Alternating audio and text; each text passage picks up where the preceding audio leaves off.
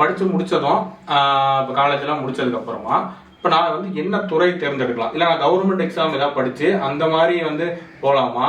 இல்லை வந்து நான் வந்து ஏதாவது கம்பெனியில் வேலை பார்க்குற மாதிரி இருக்குமா? இல்லை தொழில் ஏதாவது பண்ணலாமா அப்படிங்கிறத நான் இப்போ உங்கள்கிட்ட வந்து கேட்குறேன்னா அது வந்து கரெக்டாக வந்து இப்போ நான் நீங்கள் வந்து எக்ஸாம் படிங்க ப்ரிப்பரேஷன் பண்ணுங்க படிங்க, அதில் உங்களுக்கு வந்து ராசி இருக்கு அப்படிங்கிறத கரெக்டாக கணிச்சு சொல்ல முடியுமா?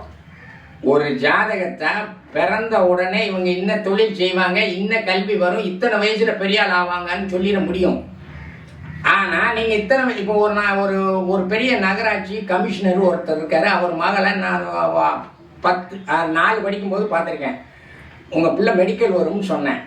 அவங்க சொன்னாங்க மெடிக்கல்லாம் வராது, இது வந்து நீச்சல், அந்த ஸ்போர்ட்ஸு, வெளியூருக்கே கூட்டிகிட்டு இருந்தாங்க. இப்போ +2 முடிச்சிருச்சு அந்த பிள்ளை.